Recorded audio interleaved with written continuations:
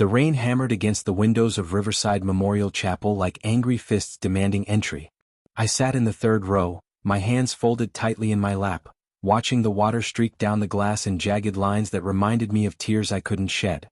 The mahogany casket at the front of the room seemed impossibly large, draped with white lilies that filled the air with their cloying sweetness. My name is Tyler, and I was burying the man who raised me but never truly knew me. The chapel was packed with faces I'd seen throughout my childhood. Neighbors from our quiet street in Maple Heights, Ohio, my father's colleagues from the accounting firm where he'd worked for 32 years, members of St. Paul's Methodist Church where we attended every Sunday without fail. They all spoke in hushed tones about Robert Mitchell, the devoted family man, the pillar of the community, the loving husband and father. If only they knew the whole truth. I glanced at my mother, Patricia, sitting beside me in her black dress, the one she'd worn to every funeral for the past decade. Her gray hair was pulled back in a tight bun, and her lips moved silently, probably reciting the Lord's Prayer for the 100th time today. She'd been doing that a lot since Dad's heart attack 3 weeks ago. The sudden collapse in his office, the frantic ambulance ride, the 2 days in intensive care before his body finally gave up the fight. "He was a good man," she whispered to me, her voice barely audible above the pastor's droning eulogy. "Your father was a good man, Tyler. Remember that." I nodded, but the words felt hollow in my chest. Good men don't keep the kind of secrets that had been eating at our family for years. Good men don't look at their only son with disappointment every time he walks into a room. Good men don't spend their evenings locked in their study, sorting through papers they hide the moment anyone approaches. Pastor Williams was talking about Dad's dedication to family, his unwavering faith, his generous spirit. The usual platitudes that get spoken over every grave regardless of the truth. I found myself studying the faces of the mourners, wondering how many of them actually knew Robert Mitchell, or if they just knew the version of him he wanted them to see. That's when I noticed him. A young man, maybe 19 or 20, stood at the back of the chapel near the entrance. He wore an ill-fitting black suit that looked like it came from a thrift store, and his dark hair was slicked back in an attempt at respectability. But it was his face that made my blood run cold, the same square jaw as my father, the same deep-set brown eyes, the same stubborn chin that jutted out slightly when he was nervous. He looked exactly like Dad had in the old photos from his college years. The stranger's eyes met mine across the crowded room, and I saw something there that made my stomach twist into knots. Recognition. And something else, determination. He started moving forward through the crowd, his steps deliberate and measured. A few people turned to look as he passed, their expressions curious but not alarmed. After all, this was a public service. Anyone could attend to pay their respects. But I knew, with the kind of bone-deep certainty that comes before devastating news, that this young man hadn't come to pay respects. He'd come for something else entirely. Pastor Williams was reaching the climax of his eulogy, his voice rising with practiced emotion as he spoke about how Robert Mitchell's legacy would live on through his loving family. He leaves behind his devoted wife Patricia and his son Tyler, who will carry forward the values and principles that Robert held dear. "Excuse me." The voice cut through the pastor's words like a knife through silk. Every head in the chapel turned toward the back, where the young man now stood in the center aisle, his hands clenched at his sides. "I'm sorry to interrupt," he said, his voice stronger now, carrying clearly through the sudden silence. "But I think there's something you all should know." Pastor Williams paused, his mouth hanging open mid-sentence. My mother's hand found mine and gripped it with surprising strength. The air in the chapel seemed to thicken, charged with the electricity that comes before a storm breaks. The young man took another step forward, his eyes fixed on the casket at the front of the room.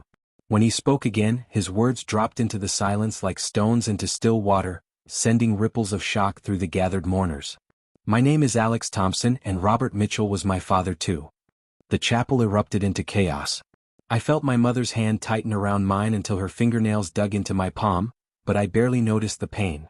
The blood rushing through my ears drowned out most of the gasps and whispered exclamations from the crowd behind us. Pastor Williams stood frozen at the podium, his face cycling through confusion, embarrassment, and something that might have been anger. "This is highly inappropriate," he stammered, but his voice lacked conviction. The damage was already done. Alex, if that was really his name, continued walking down the aisle with the kind of calm that only comes from having nothing left to lose. I studied his face as he approached, searching for any sign that this was some kind of cruel joke or case of mistaken identity. But the resemblance was unmistakable. He had Dad's nose, the same way his left eyebrow quirked up when he was concentrating, even the same slightly off-center dimple in his chin.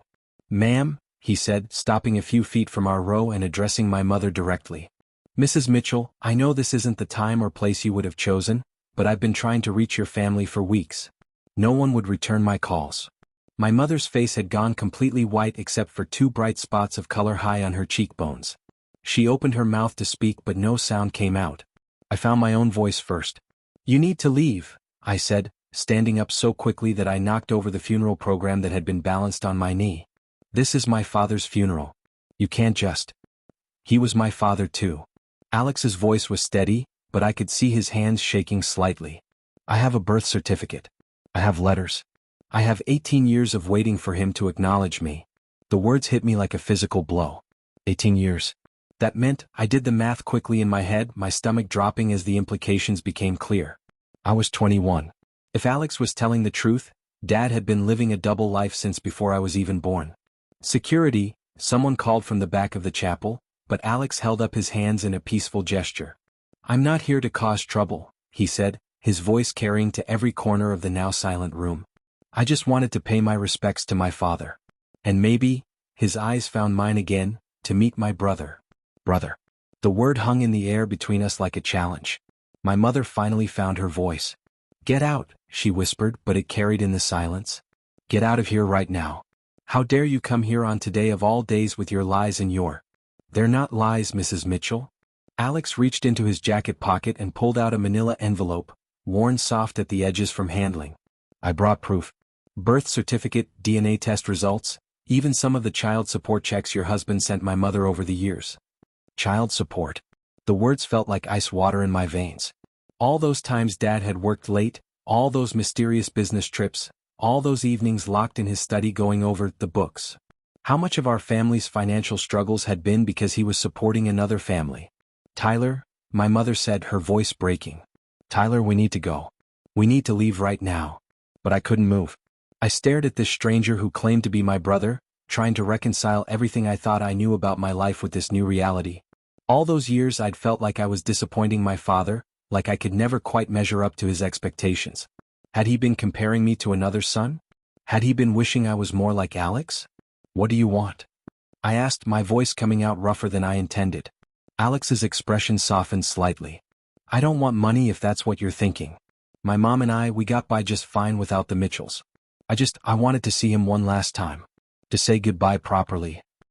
"He never mentioned you," I said, and immediately regretted how cruel it sounded. Something flickered across Alex's face, pain, maybe, or disappointment. "I know. My mom told me he wanted to keep his two lives separate. But he's gone now, and I thought maybe," he trailed off, then straightened his shoulders. "I thought maybe his other family might want to know that he had another son who loved him too." The chapel had fallen completely silent except for the rain still beating against the windows. I became aware of dozens of eyes watching us, waiting to see how this impossible situation would resolve itself. Some of the faces showed sympathy, others curiosity, and more than a few displayed the kind of morbid fascination people get when witnessing someone else's private tragedy become public spectacle. Pastor Williams cleared his throat. "Perhaps we could continue this conversation after the service."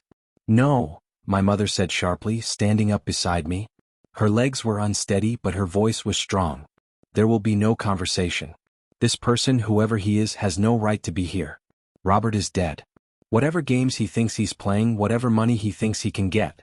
"I don't want your money," Alex repeated, and for the first time his calm facade cracked slightly. "I just wanted to meet my father's family. I wanted to know where I came from. Is that really so wrong?" Before anyone could answer, the chapel doors opened again and two security guards entered, their presence immediately changing the atmosphere in the room. Alex saw them too and took a step back, his hand tightening on the envelope. "I'll go," he said quietly. "But Tyler," he looked directly at me and I saw something desperate in his eyes. "If you ever want to know the truth about our father, if you ever want to know about the other half of your family, you can find me at Riverside Community College. I work in the library there part-time." The security guards were moving down the aisle now, their intentions clear. Alex turned to face the casket one last time, and I saw his lips move in what might have been a prayer or a goodbye. Then he walked back up the aisle with the same measured dignity he'd shown coming in, the envelope still clutched in his hand. As the chapel doors closed behind him, the silence stretched out like a held breath. Pastor Williams looked around uncertainly, clearly at a loss for how to proceed.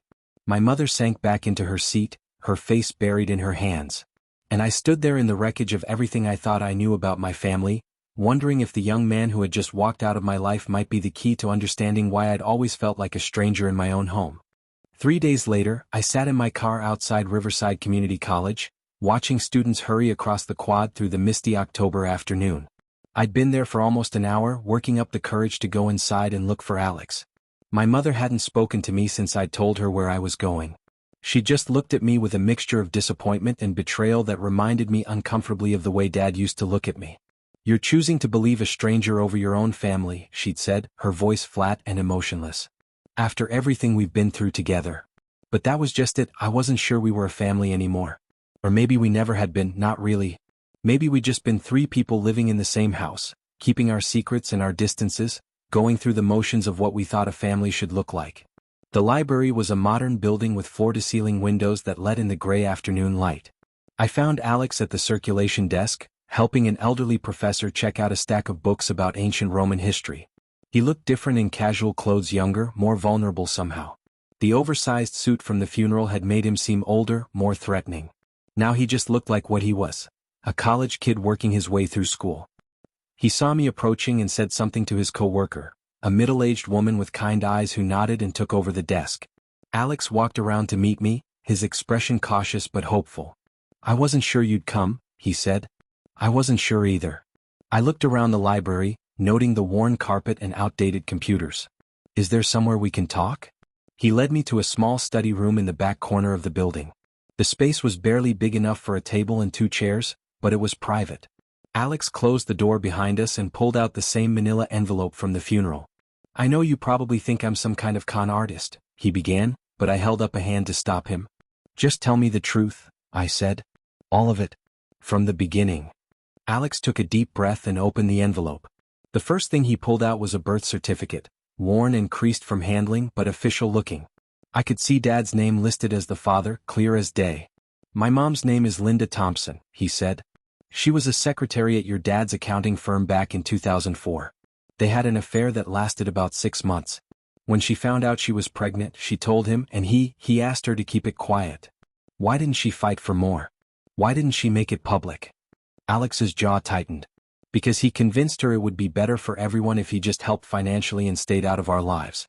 Said his wife, your mom, had a weak heart and the shock might kill her. Said it would destroy his family and ruin his career." I thought about my mother's supposed heart condition. She'd never mentioned any heart problems to me, had never taken medication for anything more serious than high blood pressure. But then again, there were apparently a lot of things my parents had never mentioned to me. "So she agreed?" I asked. "She was 23 years old, Tyler. Single, pregnant, about to lose her job because your dad thought it would be inappropriate for her to keep working there. She didn't have a lot of options." Alex pulled out a stack of bank statements and canceled checks. "He sent money every month, not much but enough to help with rent and groceries. And he visited sometimes when I was little." "He visited?" The words came out sharper than I intended. "Not often. Maybe once every few months.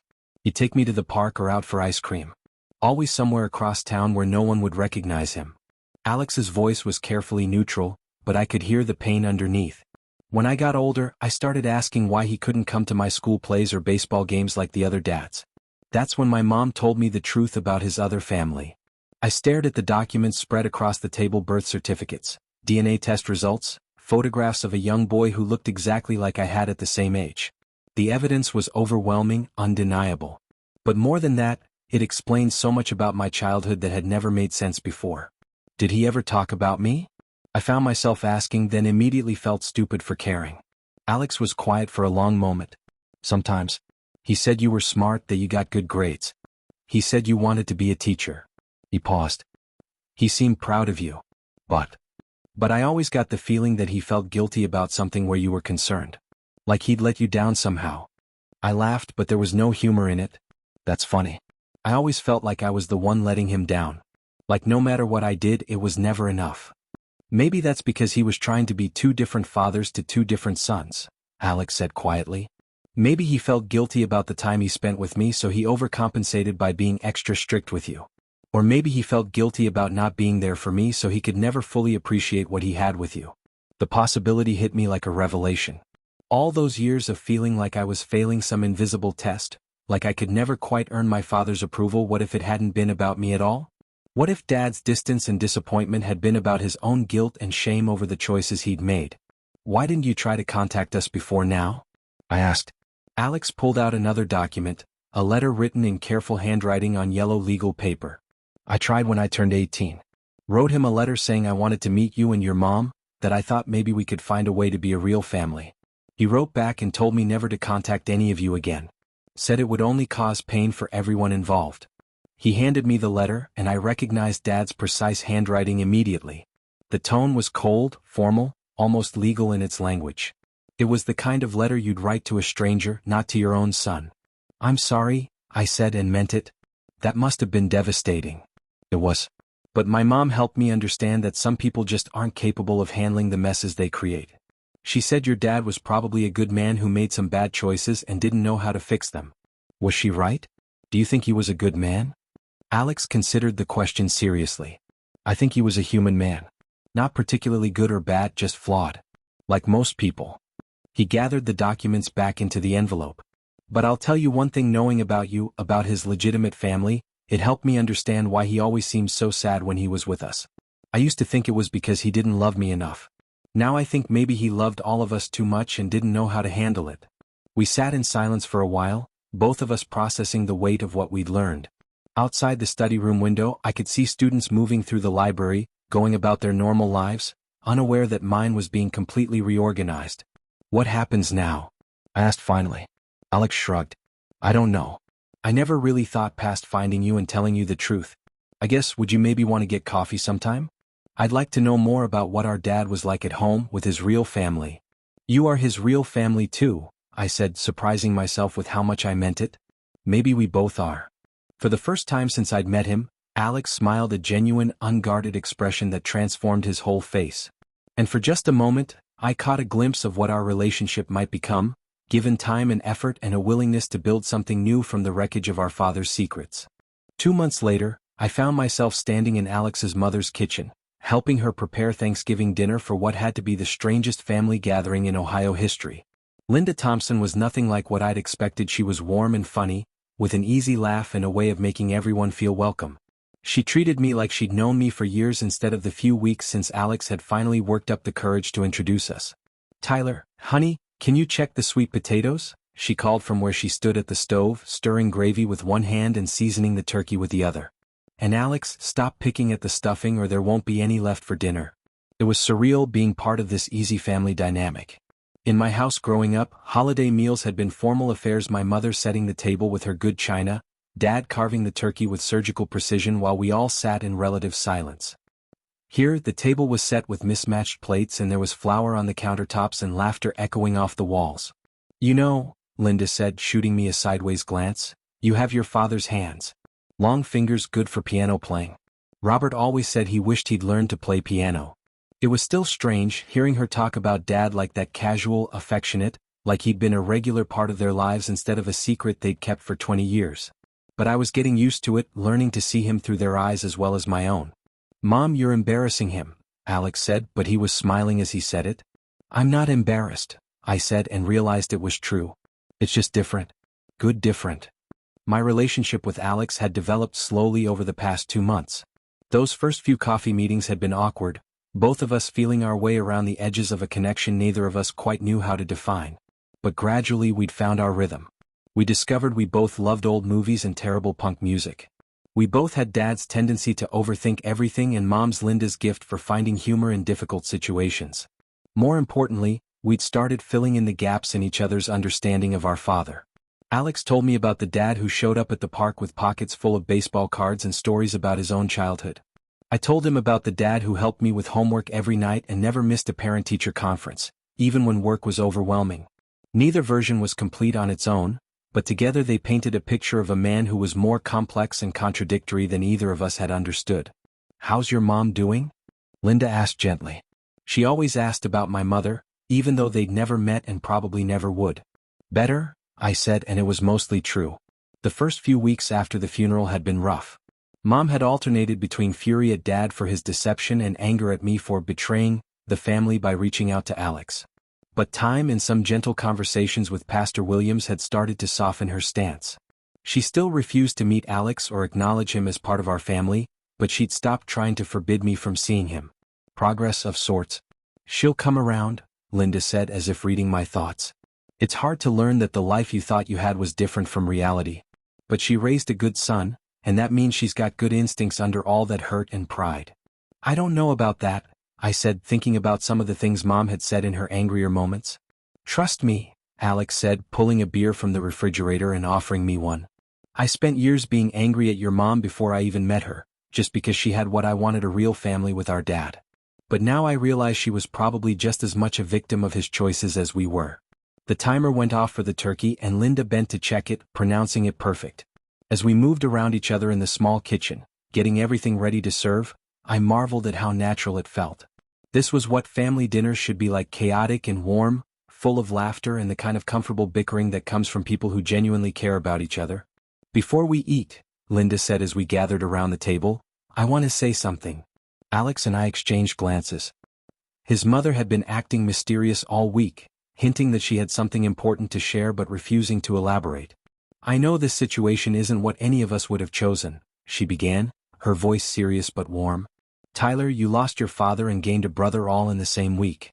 Alex, you finally got the family you'd been dreaming about, but only after the man who connected you was gone. And I've spent 20 years helping my son understand why his father couldn't be part of our daily lives. She paused, looking at both of us with eyes that were suspiciously bright. But watching you two together these past few months, seeing the relationship you're building, it makes me think that maybe Robert would be proud of how this turned out. Maybe all those years of keeping secrets and trying to protect everyone from getting hurt were worth it if it led to this moment. Alex reached over and squeezed his mother's hand. Mom? I'm not finished, she said with a watery smile. Tyler, I want you to know that you'll always have a place at this table. Alex talks about you constantly, your job at the elementary school, that girl you've been dating, the way you helped Mrs. Patterson across the street fix her leaky faucet last week. You're not just Alex's brother, you're part of this family now. I felt my throat tighten with unexpected emotion. Thank you, I managed. That means more than you know. And Alex, Linda continued, turning to her son, I want you to know how proud I am of the way you've handled all this. You could have been angry or bitter about the way things worked out. Instead, you chose to build bridges instead of walls. We ate dinner with a warmth and easiness that I'd never experienced before. Linda told stories about Alex as a child that made him blush and protest. Alex shared some of the funnier moments from our recent adventures in brotherly bonding. And I found myself talking about my students at Jefferson Elementary, about my hopes for the future, about things I'd never felt comfortable sharing with my mother. As the evening wound down and I prepared to leave, Alex walked me out to my car. I know this is still weird, he said, hands shoved deep in his jacket pockets against the November cold. And I know your mom might never be okay with me being part of your life. But I'm grateful, for the chance to know you. For the chance to understand our dad better. Me too, I said and meant it completely. As I drove home through the quiet streets of Maple Heights, I thought about how much my life had changed since that rainy afternoon in the funeral chapel. I'd lost the father I thought I knew but gained a brother I never knew I needed. I'd discovered that families could be broken and complicated and still hold together in ways that mattered. Most importantly, I'd learned that sometimes the worst moments in our lives, the moments when everything we thought we knew gets turned upside down, can also be the moments when real healing finally becomes possible. When I pulled into my driveway, I noticed that the light was on in my mother's bedroom. For a moment, I considered going inside and telling her about my evening, sharing some of the warmth and joy I'd experienced at Linda's table. Maybe someday I would. Maybe someday she'd be ready to hear that loving Alex didn't mean loving Dad or her any less. But for now, it was enough to know that I had a place at both tables, the formal one where I'd grown up learning about duty and responsibility, and the chaotic one where I was learning about forgiveness and the messy, complicated, beautiful reality of family in all its imperfect forms. As I walked toward the house, I found myself smiling. Tomorrow I would call Alex to thank him again for dinner. This weekend we were planning to visit Dad's grave together, something neither of us had been able to do alone, but that felt right to do as brothers. And someday, maybe sooner than I thought, I might even convince Mom to join us. After all, we were all Robert Mitchell's family. All of us in our own complicated way. And maybe that was enough to build something new and better from the pieces of what came before.